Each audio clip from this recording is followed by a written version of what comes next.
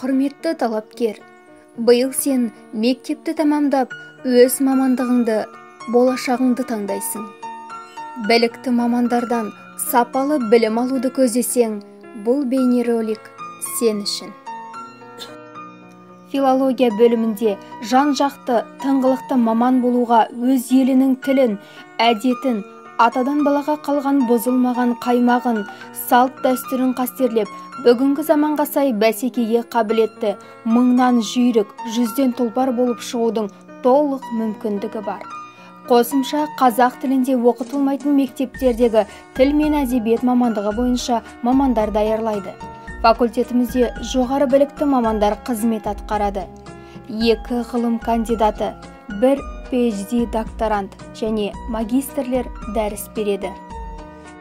Факультетте студенттердің білімін нығайтып, ізденімпаздығын арттыру мақсатында үйірмелер жұмыс жасайды.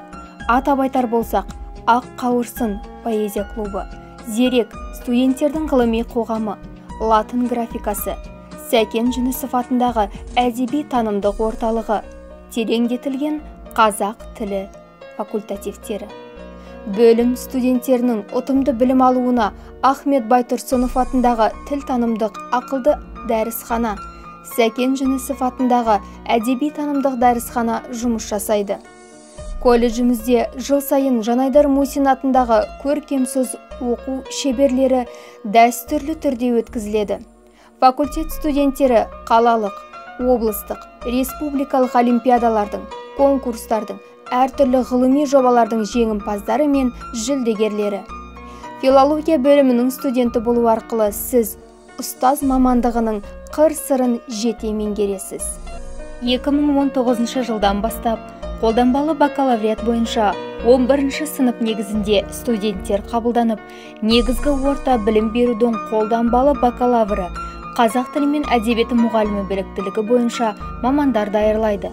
Бұл мақсатта Шоқан Уәлиханов атындағы Көкшетау мемлекеттік университеті мен меморандумға қол қойылды. Студенттер жоғары оқу орнында білімдерін жалғастыра алады. Сапалы білім алып, кәсіби маман атанып, болашағыңның жарқын болғанын қаласам.